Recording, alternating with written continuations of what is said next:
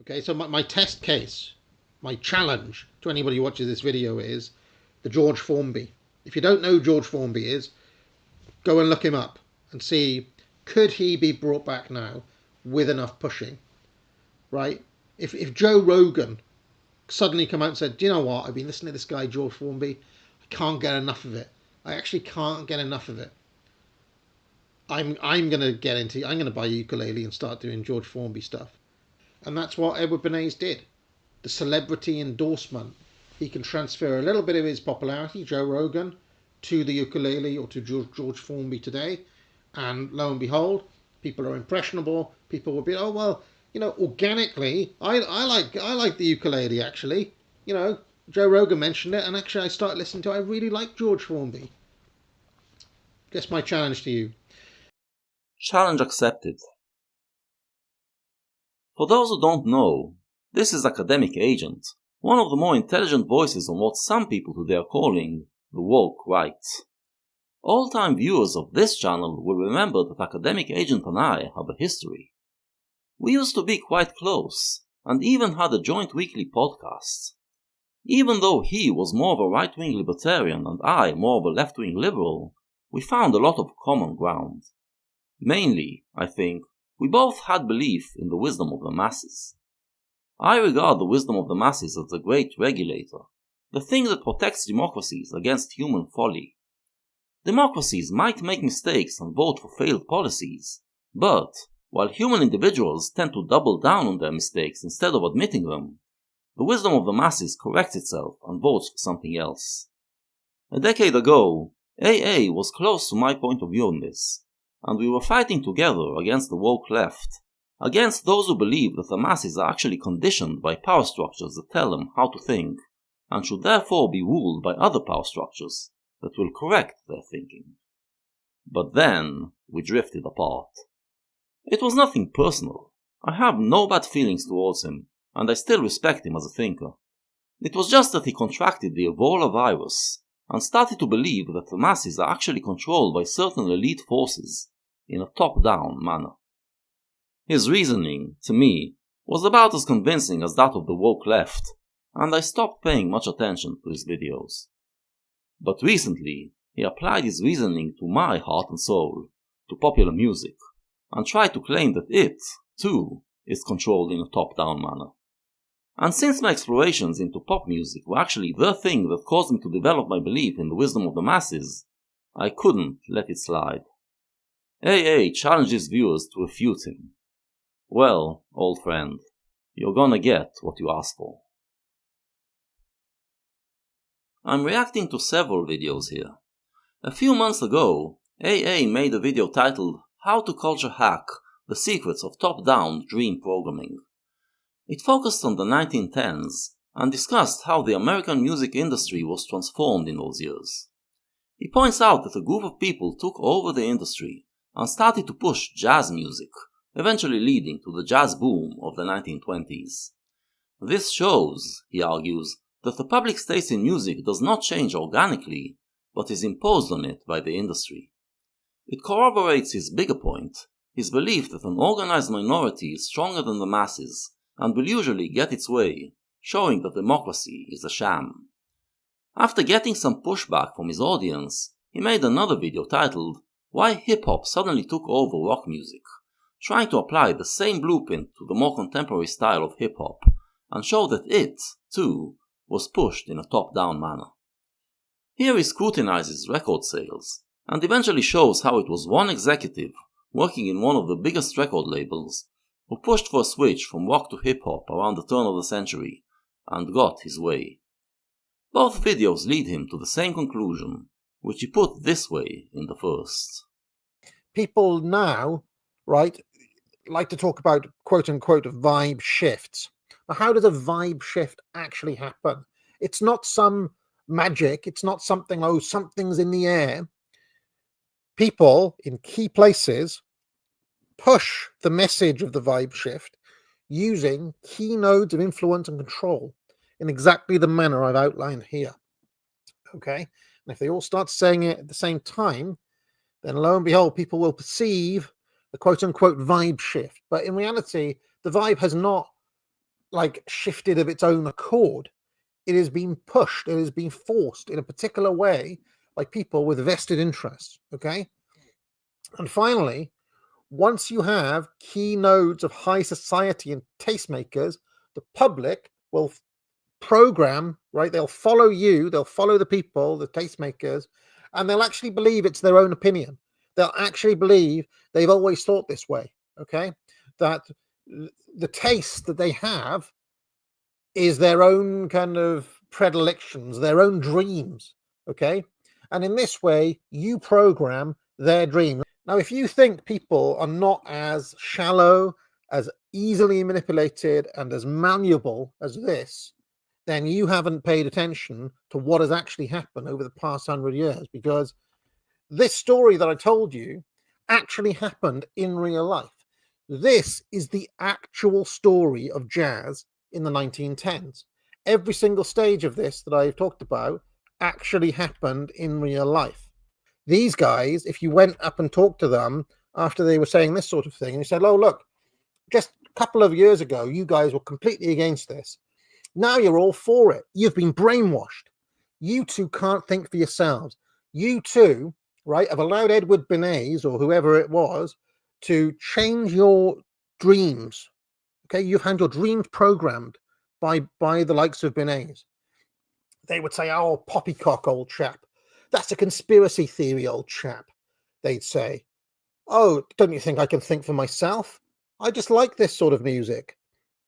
Let me just begin by saying that if there is anything in this story that is top-down, it is this view that AA is pushing here. This is what culture guardians, members of the elite, tell themselves about the musical taste of the masses. They just can't believe that people would consciously choose these new vulgar musical styles over quality music, and are convinced that these stupid masses have been brainwashed by the music industry to like them. This elitist view actually spread to the masses, and back in the rock and roll period, you would often hear fans of one style say it about fans of another style, especially if it was newer. This is what jazz fans said about rock and roll and soul. This is what jazz, rock and roll, and soul fans said about disco. This is what they all said about electronic dance music, etc. But then, when you actually looked into these styles, you'd realize that they all rose up in a bottom-up manner, and that they all had a deep spiritual experience at their basis.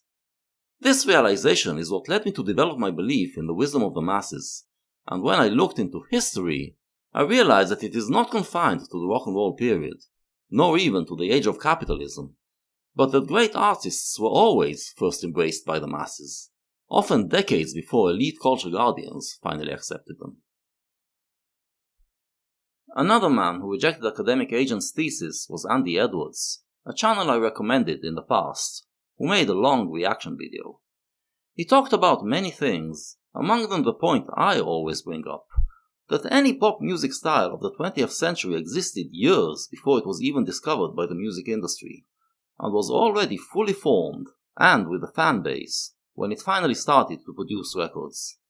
I would also add that the fans of the style are always fully aware of the commercialization of the style once the artists get signed by the record industry, and that part of the purity and power of it is lost in the process.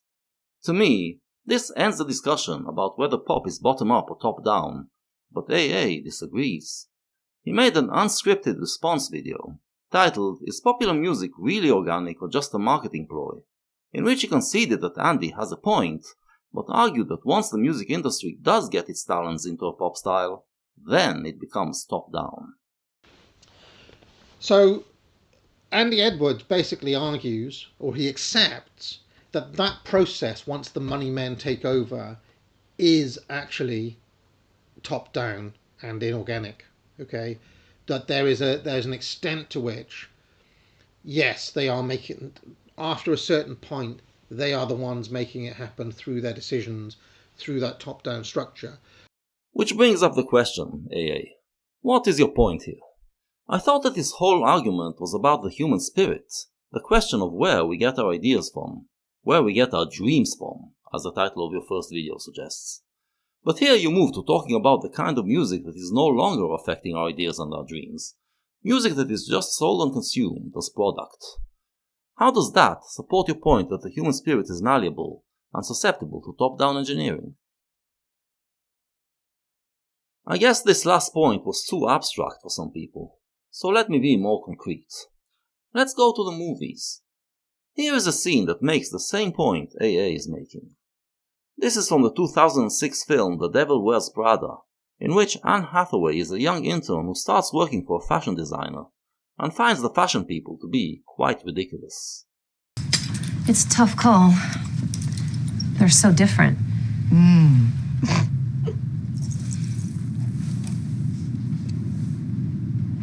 Something funny?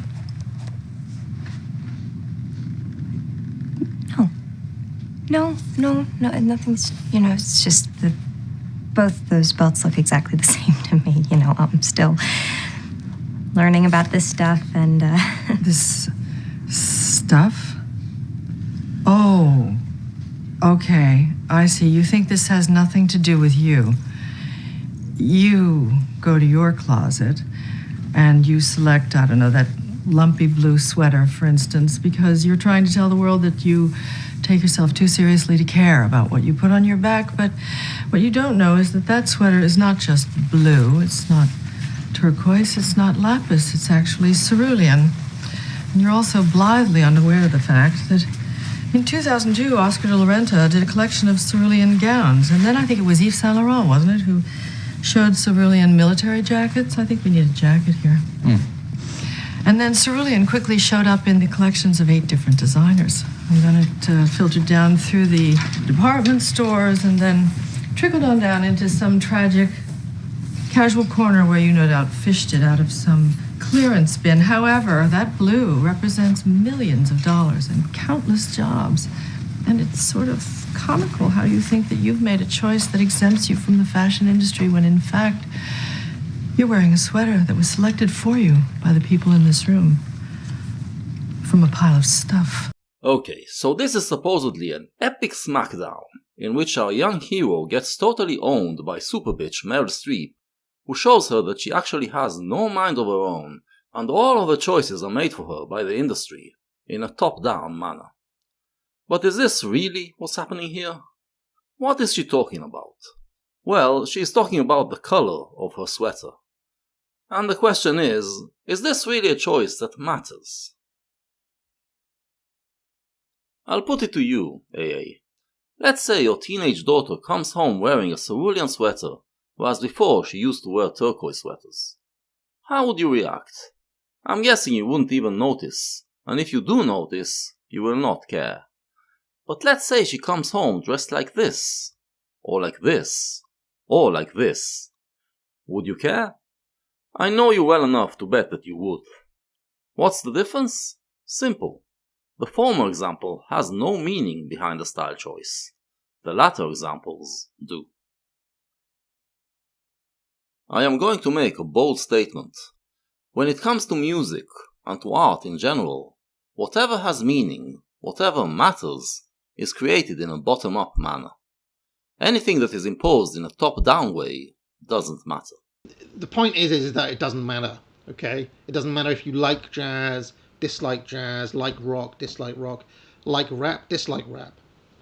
I'm trying to do a value-free analysis here, where the actual intrinsic values of those things, or what you make of them, is irrelevant. What is relevant is, how did these things become prominent? It's almost more like a scientific question that we're trying to answer. Really? You want to apply the scientific method to art? No, that's not a valid way to judge the impact of art. You judge it by how people react to it, how deep they say it touches them, and how deep is the effect it has on culture. This is not an exact science, but you can definitely draw distinctions between how 60s people reacted to the music of Bob Dylan, say, and how people react today to the music of Drake, and also easily see the difference in how they affected the culture around them and the course of history. When you look at music in this manner, when you check out what actually matters, you find that it's all bottom-up. Let me put it to you this way, AA. I know that you like cigars. Suppose that the makers of the brand of cigar that you love decide to make a slight change in its taste. Will you notice? You most certainly will. How will you react? Well, you might decide that you hate it and switch to another brand. Or you may come to realize that you actually like the new taste and remain faithful to the brand. But say that once in a while, when you don't have time for a proper meal, you order some cheap food from a fast food chain. And let's say they decide to make a change in the taste of the product. Chances are you won't even notice.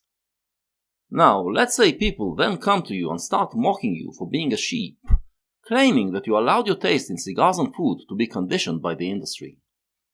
How will you retort? You will reject it and tell them, correctly, that in the cigar case it was your conscious choice, and the food case doesn't count because it doesn't matter to you. My point is, people are not as impressionable and malleable as you claim they are. We actually are aware of our choices, in places where they matter to us. So where does the illusion that the masses are unthinking sheep come from? Well, the reason is that in most things, the number of people who don't care about them is far greater than those who do. Before the 19th century, it was possible for one to have understanding and taste in all fields of human knowledge and practice. But these fields are multiplying fast in the modern world, and nowadays you can master only a tiny percentage of them. In most fields you are a novice, and the most rational thing to do when you don't have knowledge of the situation is to copy what most other people are doing. So, the fact that people are following the herd in the fields they don't know about doesn't make them sheep, who have no individual agency, but actually into agents who are making the most rational choice. Of course, since the number of people who are novices always far exceeds those in the know, this results in herd-like behavior. Most people will not know one brand of cigar from the next, and will just smoke whatever they are told is good. Same goes for music. Most people experience music on a shallow level, and to them it is just something to dance to, or, at most, something that moves them emotionally. They are not aware of the deeper spiritual meanings of each popular music style. Because of this, they can easily be swayed to move from one style to the next, and you can have what AA calls culture hacking. But then the question becomes, who does the hacking? Once again, I am going to assert, any hacking that matters is bottom-up. Anything that is done in a top-down way is stuff that doesn't matter. To show that, however, we will have to dig deeper, and first we have to ask, what is top-down, anyway? Usually, when we talk about top-down, we talk about socially powerful institutes, or individuals, using their power and influence to make the public think in a certain way. Said power sources, in our world, could be the government, the legal system, corporations, mass media, the entertainment industries, the education system, research centers, lobbies, and charismatic individuals who have wealth or occupy positions of power. Put together, all these bodies maintain the dominant order, and one way they do so is by promoting the tenets that a society believes in, and the reasoning that supports these tenets. Since they all support each other, it is very hard to refute this reasoning. There is, however, another type of top-down. What I described is mainstream top-down, but there are bodies to the left or the right of the mainstream that also have power. Left-wing bodies of power include ideological organizations and parts of the academy. Right-wing bodies of power include religious institutes and rich populist figures. Since they are not part of the mainstream, they are partly bottom-up, fighting against stronger forces. They like to pretend that they are entirely bottom-up, but actually, they also have power and authority over people, like students or worshippers, and can thus affect their thinking in a top-down manner. What all of the above have in common is that they all perceive the masses to be stupid and in need of the guidance of smart people. Thus, the non-mainstream elites believe that the masses are just sheep blindly obeying the system, and that one day they will win them over and get them to think the right way. Meanwhile, the mainstream elites believe that the masses are incapable of being liberal and democratic without their guidance, and will surely fall under the influence of the radical left or right, which is why we, the elite, need to make sure that they don't get exposed to these radical views.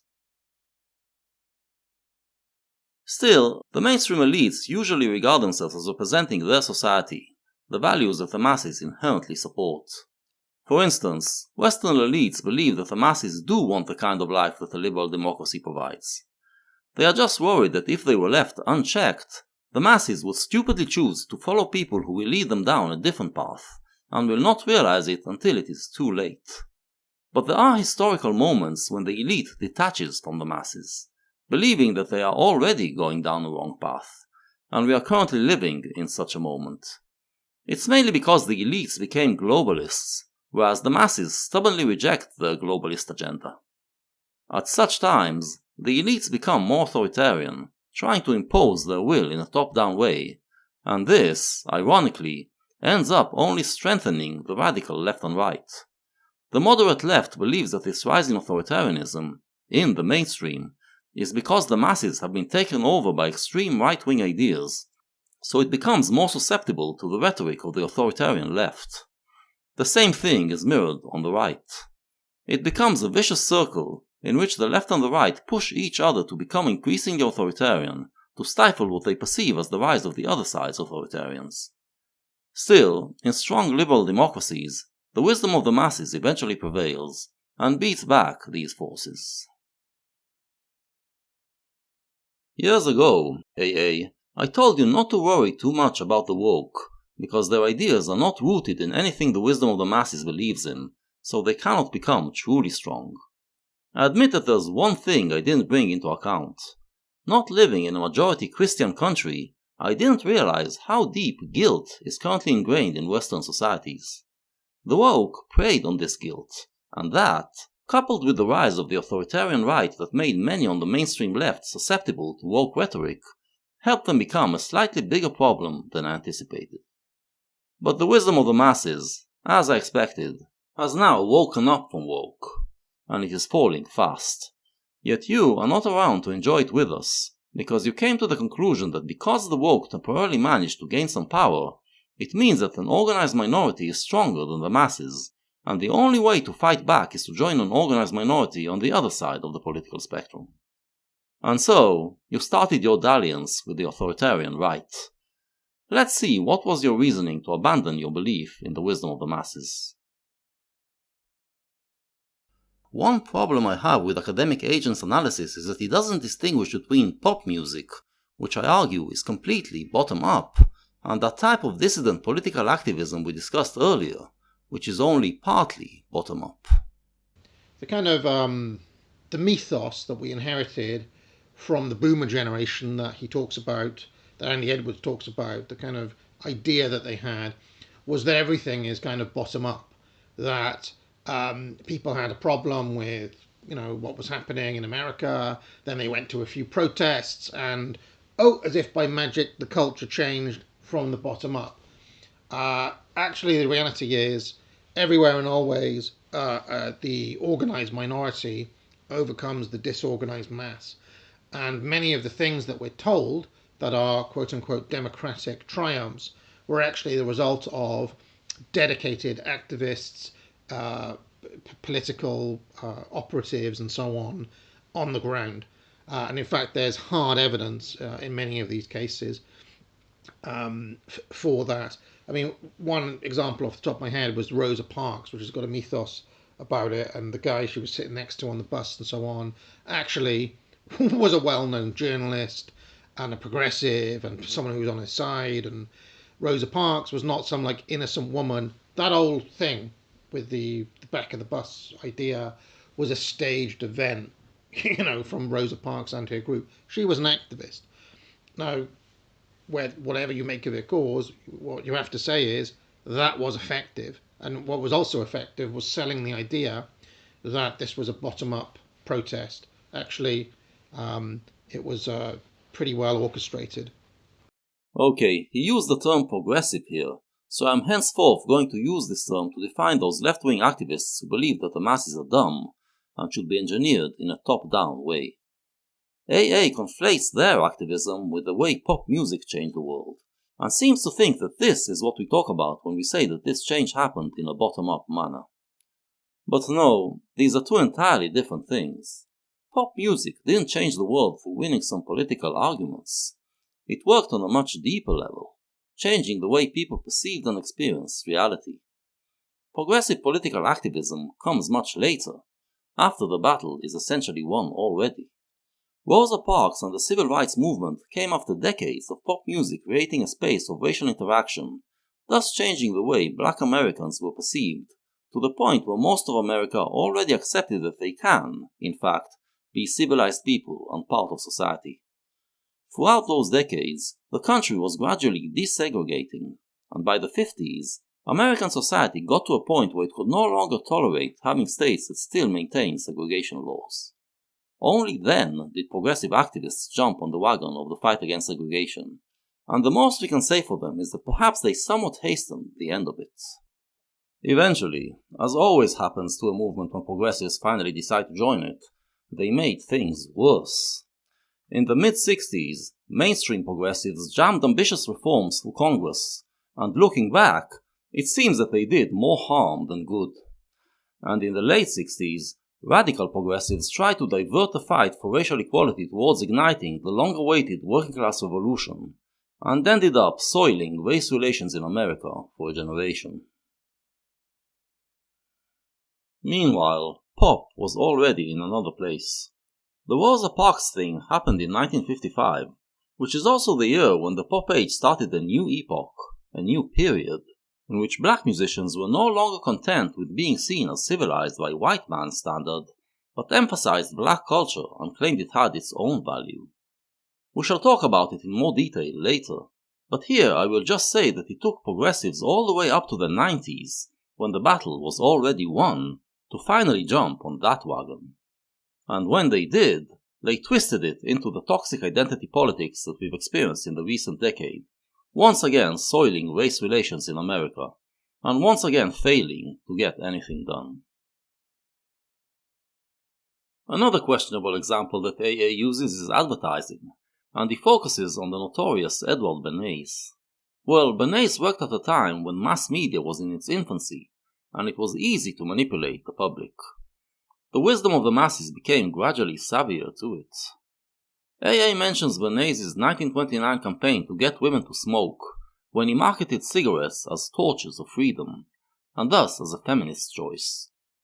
All this shows is that advertising can, sometimes, successfully brand something as representing values that people already agree with.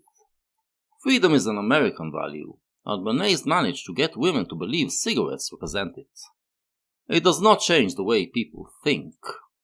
The pop music of the 20th century was something else. It actually changed Western consciousness, time after time. Forget about advertising. We are talking about music. Moreover, it seems that AA believes that any time an organized minority, as he calls it, manages to push its ideas through, it counts as a top-down move. If this is truly what he means, then it makes no sense. It can only be called top-down if that minority has power of authority over a large group of people, like the power that professors have over students or clergymen over worshippers. But if the minority does not have such power, I don't see how it can possibly be called top-down. AA seems to believe that bottom-up is only cases when an idea somehow takes hold without anyone pushing it. This is not how ideas take hold. Someone has to come up with the idea, and some people have to believe in it and spread it. When these people initially have no power, it should be counted as bottom-up. Now that we've made this clear, let's go back to the 3 outfits I showed earlier, outfits that do have meaning, and ask, are they top-down or bottom-up? Obviously, clothes are not like music, where I asserted that anything top-down has no meaning. Dress codes, for instance, definitely have meaning, and they are imposed in a top-down manner. So what I said about music doesn't apply here. I'm just using clothes here as an example. Okay, this is the style in some of today's LGBT quarters. The style is rooted in camp aesthetics, which began around the 1890s and was underground for decades. Camp style was kind of a secret code through which gays would recognize each other. in the years when they were closeted, and thus it was quite low-key to appear normal to straight people. This was a completely bottom-up phenomenon. Once homosexuality became legal, during the 1960s, camp began to get more and more out there, more fabulous and ridiculous. But there was another process. The gay struggle against discrimination became, since the 60s, increasingly co-opted by progressive politics, which also affected the style. This look, then, is partly bottom-up, but already has a lot of top-down elements in it. Earlier I said that in pop music, blacks started to celebrate black culture and identity in the 60s, and it was only in the 90s that progressives started to piggyback on it. But we didn't discuss how it happened. In the 60s, progressives still believed that capitalism is the root of all problems, and once we get rid of it, it will solve all other problems. So they weren't in favor of focusing on discriminated groups like blacks or gays, and regarded it as a distraction. But there were some blacks and gays who were influenced both by what was going on in pop culture and by progressive politics, so they appropriated leftist talk and asserted that rather than capitalism being the root of all problems, the root is actually whiteness, or heteronormativity. While pop culture just wanted to achieve freedom and equality for these discriminated minorities, these activists were about a revolution that would destroy whiteness or heteronormativity. In time, this discourse started to infiltrate the academy, and by the 90s, it became the mainstream of progressive thought. So, we see, even progressive ideology often starts out in a bottom-up process. What about this outfit? Well, this is what Marxism devolved into in our time. When it started out, Marxist style was rooted in working-class clothes and could be seen as mostly bottom-up. But in the years that passed since, all sorts of political ideas affected it, and today there's nothing left of how it started out. This is completely top-down. And as for this outfit, nothing in it was ever bottom-up. It is clothes taken from a culture in another part of the world to signify her position in a conflict that takes place in another part of the world. This is the result of woke ideology getting to the point where it decided that it is actually Zionism, not capitalism or patriarchy or whiteness, that is the root of all problems in the world. And so, these activists believe that this conflict does pertain to them, and signify it through this outfit. This is completely top-down, all the way. As we can see, these examples are all at least partially top-down. This is because we live in a period which I call the cyber period, in which most of our cultural life takes place online, so people no longer dress up to convey their cultural preferences, but rather their politics. But if we go back to the rock and roll period that preceded it, we'll find mostly styles that convey cultural identities, and those were created in a purely bottom-up manner. Let's concentrate on this style, punk. The style came from a mid-70s boutique in London, run by Malcolm McLaren and Vivienne Westwood, who were creating clothes based on fetish gear. The shop was called Sex, and McLaren came up with a brilliant idea to form a rock band that would advertise it. So he hired 4 young lads with the right attitude, named them the Sex Pistols, took some musical and fashion ideas from the underground punk scene that was budding in New York, and, with some clever media stunts, managed to turn them into an international sensation, making them cultural heroes and getting many kids to imitate their style. According to AA, I guess, this counts as an organized minority getting its way, and thus as a top-down thing. Well, sorry, but no. Some small-time haberdasher running a little boutique in King's Road is in no way powerful enough to do anything top-down. First of all, none of this would have succeeded if it wasn't for the fantastic music created by the Sex Pistols, but AA wants us to ignore that aspect, so I will. The point is that in the rock and roll period, individuals became so savvy to the way mass media works that they could culture hack it from below and make local music scenes explode and become international in a bottom-up process. And this is true for every single musical style, and there were dozens of them that sprung up in that period. Culture was hacked from below, and every time it happened, it had a fundamental effect on the way we perceive our world. Let's now answer the question that AA posed. Can ukulele music become popular today? The answer is yes, because music doesn't matter today. Today it is subservient to other mediums. So, for instance, if some YouTuber starts making funny songs while accompanying themselves on ukulele, and is pushed by big YouTube channels, then chances are the channel will also become big, and probably imitated by other channels, bringing a ukulele revival. However, it will not be due to the ukulele. This would be the redundant part. The same YouTuber would have had the same success if he played a banjo or a synthesizer. What matters is how good the videos are. Music doesn't matter today, but it was the thing that mattered the most in the rock and roll period, and therefore you would have no chance pushing ukulele music back then. To make this point, let's forget about ukulele and deal with a more formidable style. I can imagine playing rap and hip hop to somebody in the 1950s or something and then being absolutely horrified. How could people ever like that? I know people who cannot believe that other people listen to rap. They absolutely despise it.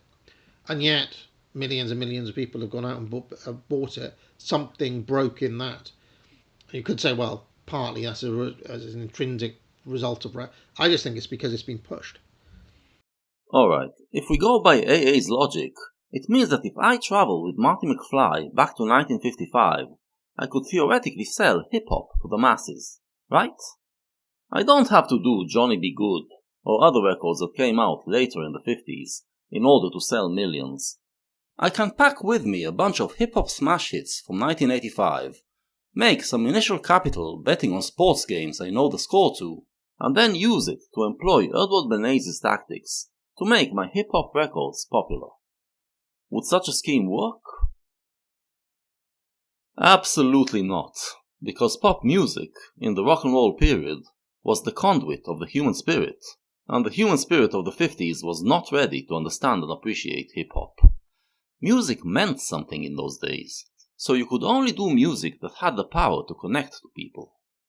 To understand what I mean by that, I shall use Academic Agent's videos to perform a brief historical summary. Let's begin with his video on the rise of jazz, in which, as we've seen, he says this.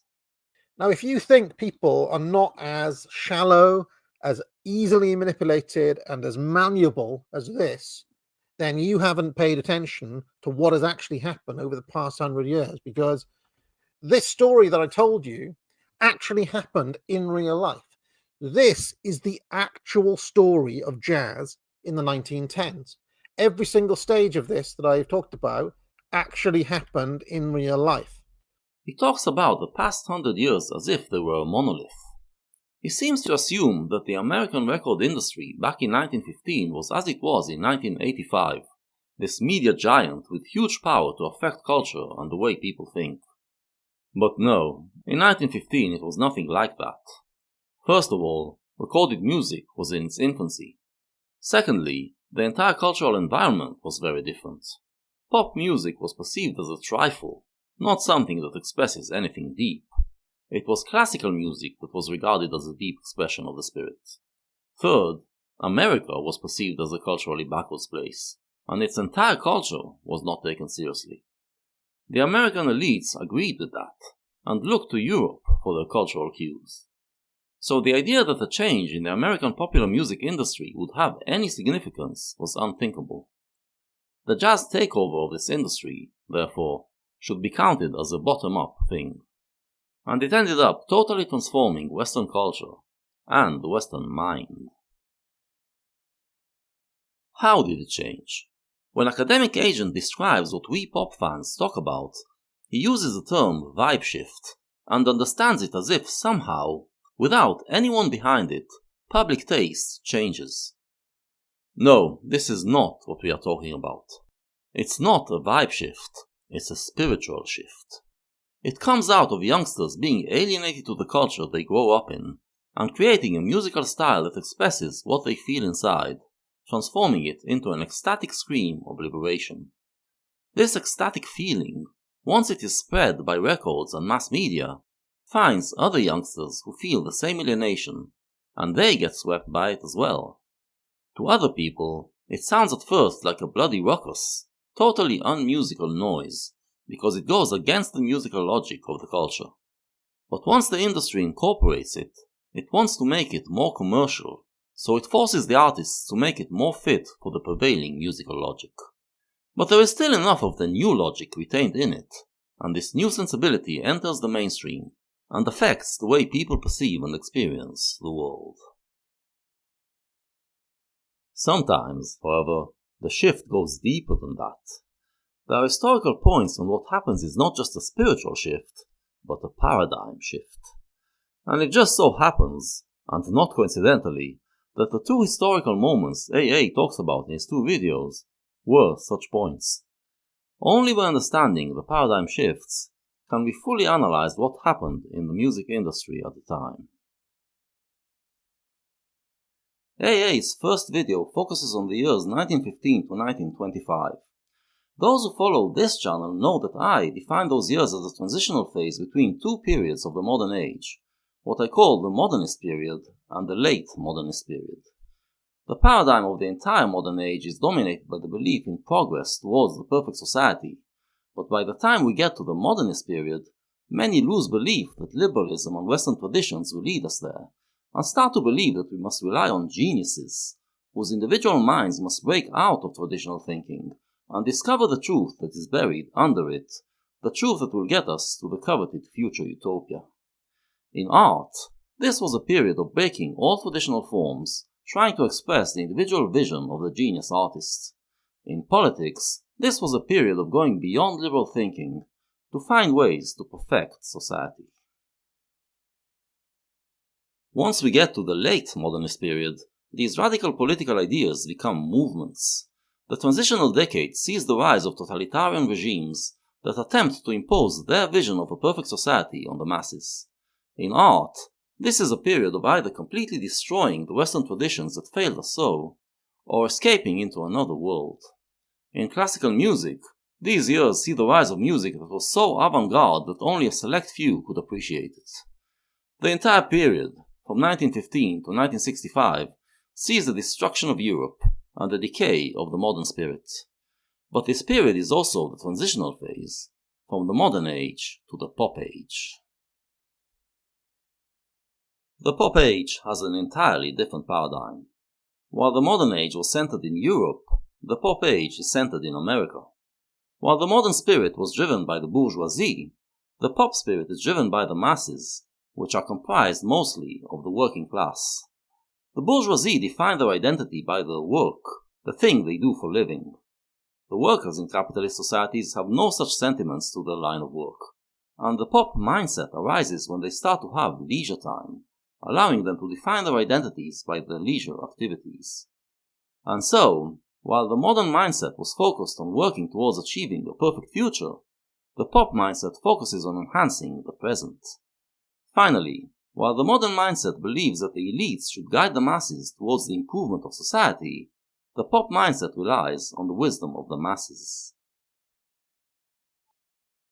The rise of the pop mindset, as said, was brought about when leisure time became a fixture of Western culture. It was also aided by the rise of new mediums, like radio, film, and recorded sound.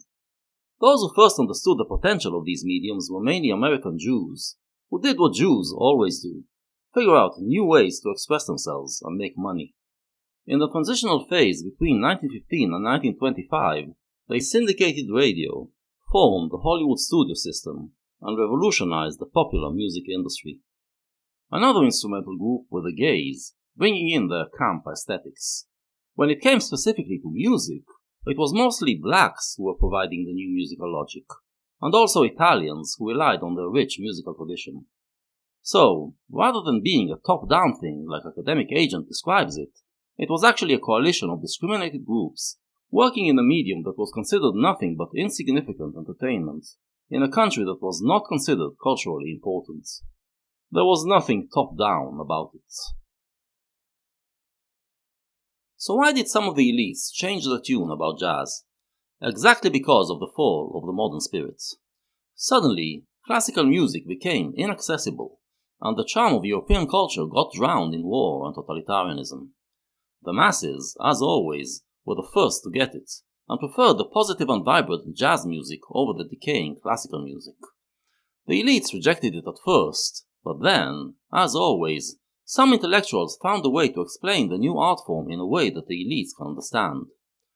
At first, jazz was seen as a vulgar comical style, known for its use of lewd noises. Some said it sounded like flatulence, some like animal noises. But for others, jazz became the symbol of rising American culture, its energy, its individual freedom, its inventiveness, its focus on enjoying life in the now.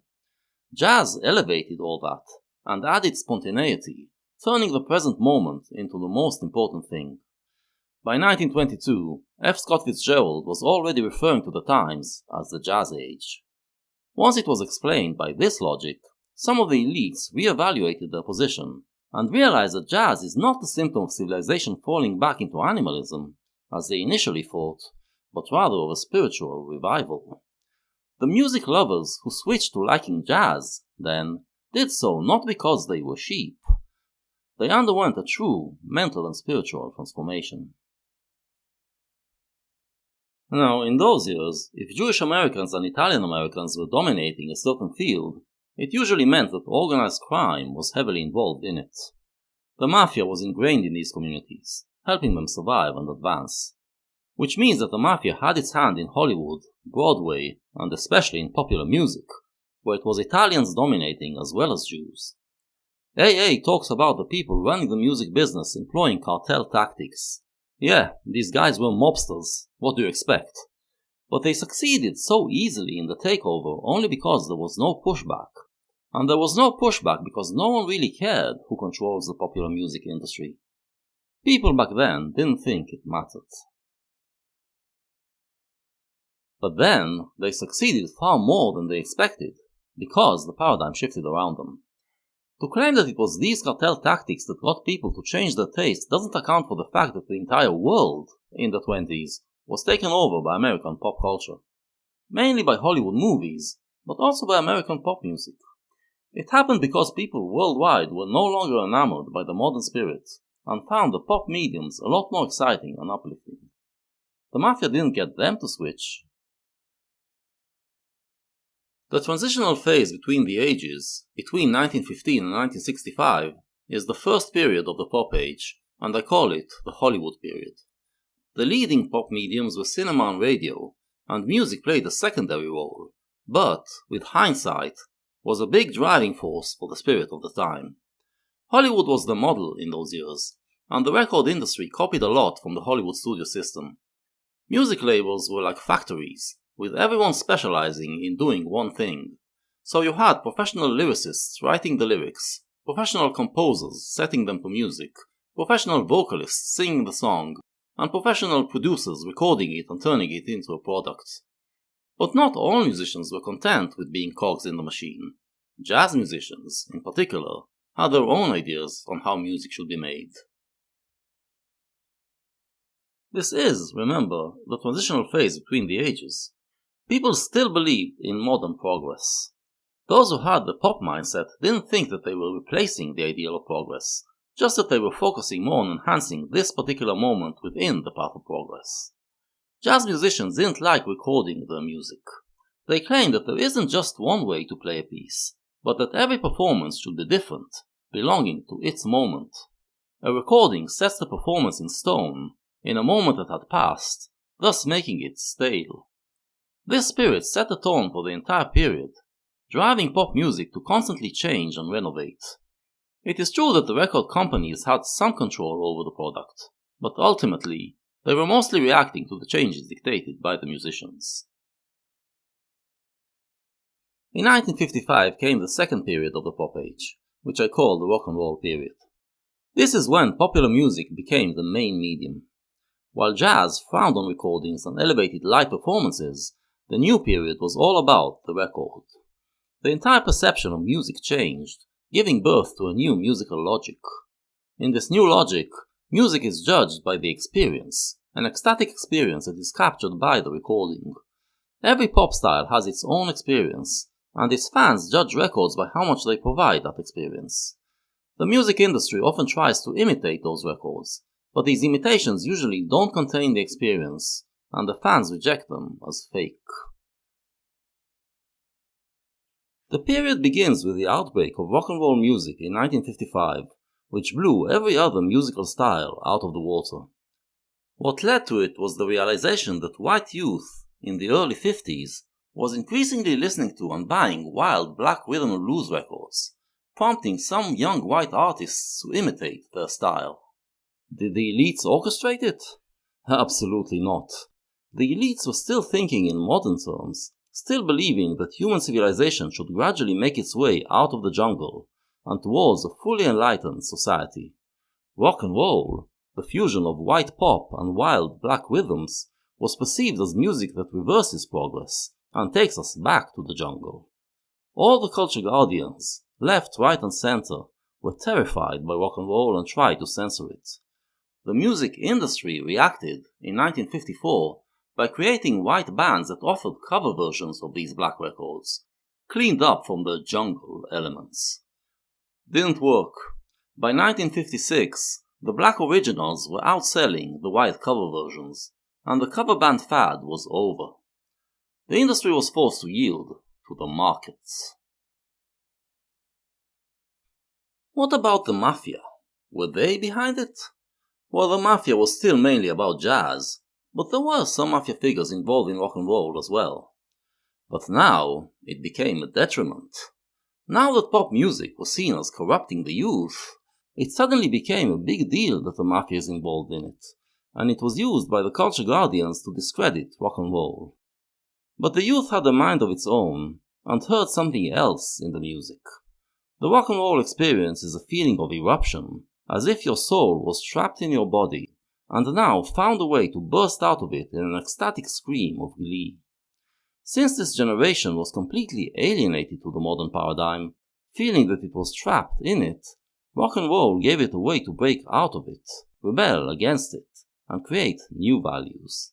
It led to the rise of youth culture that defined itself against the adult world.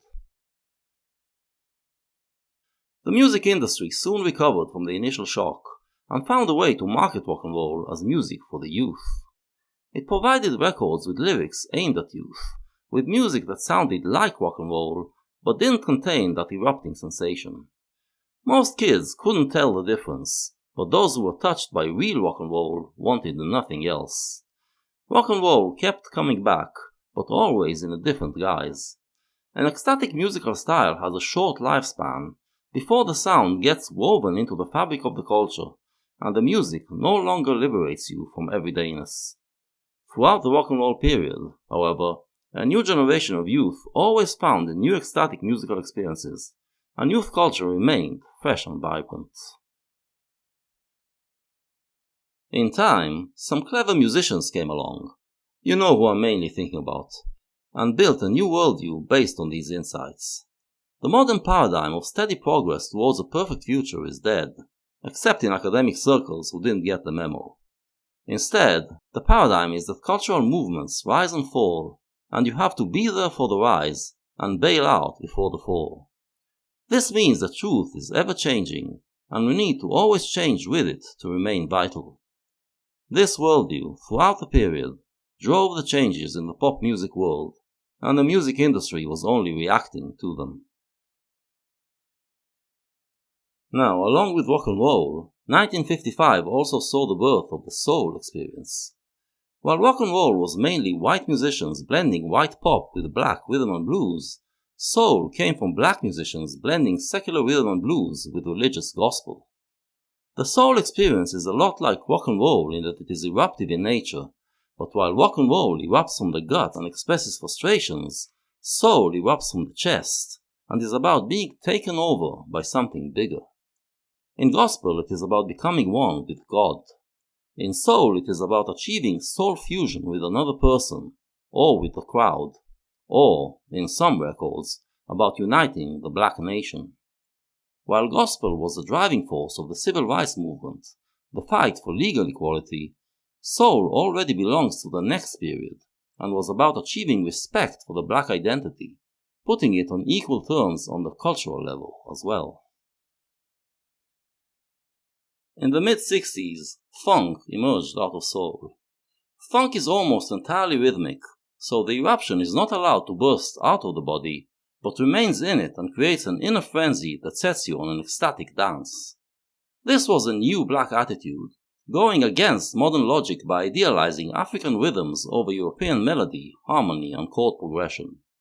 I remember when I first started to listen to funk, how hard it was for me to comprehend. A record like Funkadelic's One Nation Under a Groove just keeps repeating the same lines over and over again for 7.5 minutes, and my Western mind, accustomed to expect progression in music, didn't get it. In time, though, it liberated me from the need to have progress, and taught me to just dance wildly to the polyrhythmic groove. It took time for whites to get it, but pop music became funkier and funkier, as the logic of progress receded from our mind. In the meantime, reggae was born in Jamaica. I am not going to go into the reggae experience. We have no time to discuss Rastafarianism. The relevant point is that it was repressed in Jamaica, not played on the radio, so DJs went out on the streets and played it on large sound systems. This custom was imported to New York in the early 70s by black DJs, but instead of playing reggae, they played mainly funk records. Some of those DJs then noticed that some kids wait to the break parts in the records, when only the percussion is playing, to jump in and do an acrobatic dance. And so they developed techniques that allowed them to play only the break parts, to allow the break dancers to keep going, and in that, they purified funk even further from non-rhythmic elements, ultimately resulting in the birth of hip-hop. By 1974, hip-hop already existed as we know it today, but it was completely alien to white ears, and to most black ears, and would take half a decade more before it finally got recorded. So, to answer the question we posed earlier, no, Marty McFly could not go back to 1955, bet on sports games to get initial money, and then use that money to push hip-hop on 50s America. It wouldn't have worked. It would have generated some interest, and would have been greeted as an exotic novelty, but this kind of novelties die out quickly. To have staying power, there has to be something in the consciousness of the time that is ready to accept the new sound, and be transformed by it. 50s consciousness had to first go through rock and roll, and then through funk, to be able to even begin to understand the musicality of hip-hop. It was only in the 80s that the general white public learned to appreciate funk, and only in the 90s did they start to get hip-hop. I can imagine playing rap and hip-hop to somebody in the 1950s or something and then being absolutely horrified. How could people ever like that? I know people who cannot believe that other people listen to rap. They absolutely despise it. And yet, millions and millions of people have gone out and bought it. Something broke in that. Yeah, the thing that broke was that Western consciousness was changed through decades of listening to black rhythms, to the point where it was able to appreciate music that is all rhythm. No top-down engineering could have done it. The record industry, of course, was always on the lookout for new musical scenes, knowing that the youth craved the new. So why didn't they start pushing hip-hop in the 70s? Well, because there were other musical scenes. In the early 80s, the industry believed that the next development after funk would be go-go music, a scene that developed in Washington, D.C.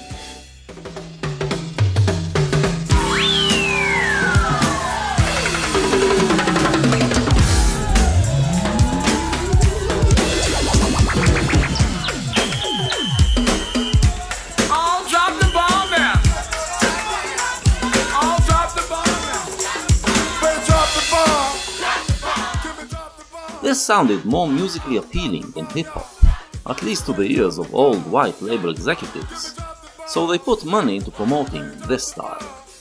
So how come most of you never heard of go-go? Because it didn't work. This is the thing you forgot to mention, AA. The numerous times in which the industry tried to push something on the public, and failed.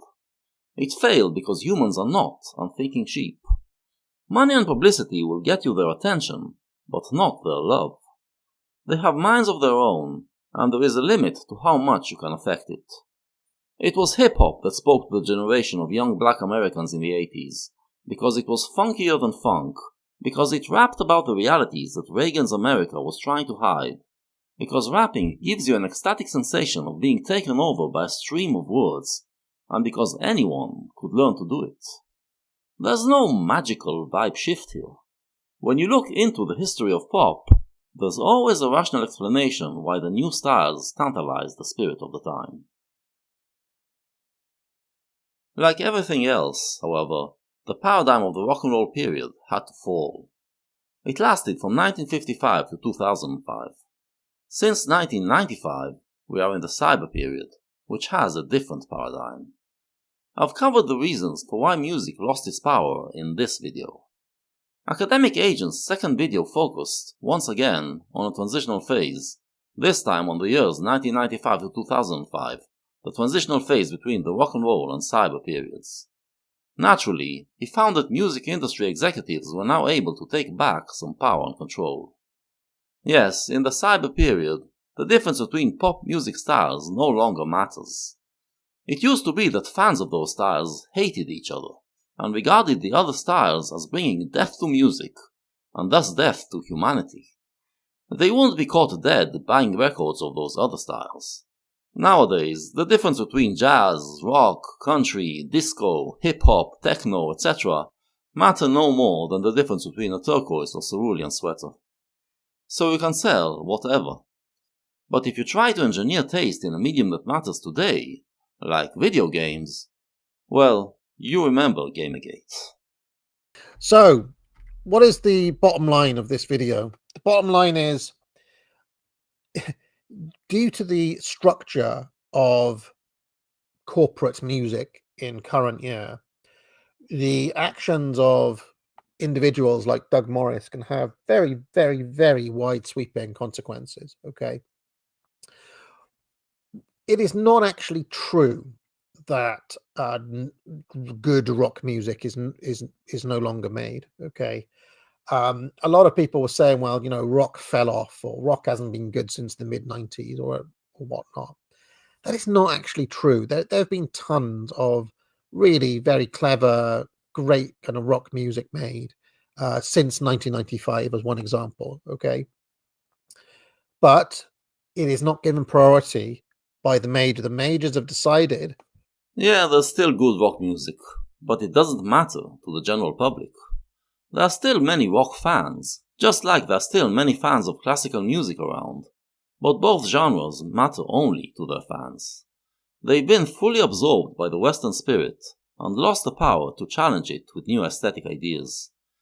They became closed worlds that cater to their fans and don't care about trying to make hits and take over the world. It's not due to the structure of corporate music. You are confusing cause and effect.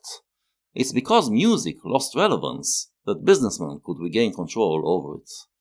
Remember, you agreed that it all starts in a bottom-up manner. You first need to have a new musical scene with musicians who matter to people before the record company can sign those musicians and make them matter to more people. Show me such a scene in the last 20 years. At some point, AA concedes that there was what he calls a little golden period in history, between the early 60s and the late 90s, when the artists seemed to have control over their music. 40 years are not a little period, AA. 40 years is the measure the Bible uses to denote a historically lengthy amount of time. And in the modern world, where everything moves a lot faster, it is even longer. Most of the music that people listen to nowadays is music that was created during that period. It is part of our spirit and can still affect it. The pop music of the rock and roll period is a significant part of human history. I don't know if you still listen to music, AA. Are you capable of truly enjoying something that you believe was imposed in a top-down manner? This is what I find sad about it all. When I started to criticize the woke a decade ago, one of the things I accused it of is destroying its adherents' ability to enjoy life. I said that they are like those extreme Christians who believe that everything in our world is from the devil, so they are unable to partake in any earthly pleasure. Similarly, the woke believe that everything is imposed on us by a power structure, so they reject any form of fun and brand it racist, sexist, etc. I fear that you, and the people you now associate with, have painted yourselves into a similar corner. When you look into the history of the pop age, truly getting into it and not standing apart from it and offering shallow observations, you find it to be lavishly rich, complex, and beautiful. Practically every sentence I uttered in this video encapsulates an entire world that I can talk about for hours. Those who are following my series on music know that this is not an empty brag.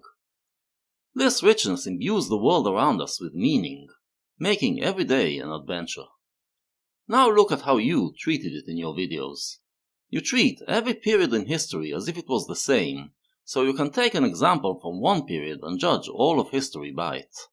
You don't consider paradigm shifts, advancement of technology and media, rise of new ideas, spiritual experiences, human ingenuity, and the distinction between what is deep and what is shallow, what matters to people and what doesn't. This is no way to view history and culture. You used to be a fan of Star Wars, and at the same time you belonged to a ragtag of rebels, individualists who rose up against the evil empire of the authoritarian left. We were using the tools that today's pop culture provides to hack mainstream culture in a bottom-up way. Memes, trolling, viral videos, organizing on social media, pushing YouTube personalities, etc. It was a lot of fun, and eventually we won. But you're not here to celebrate it with us, because at some point, the woke managed to take over and ruin Star Wars, and a few other things, and you came to the conclusion that our rebellion is not the way, and the only way to defeat an authoritarian, organized minority is to join an opposing authoritarian, organized minority. And so you decided to give up on individuality, become a stormtrooper, and hail Palpatine.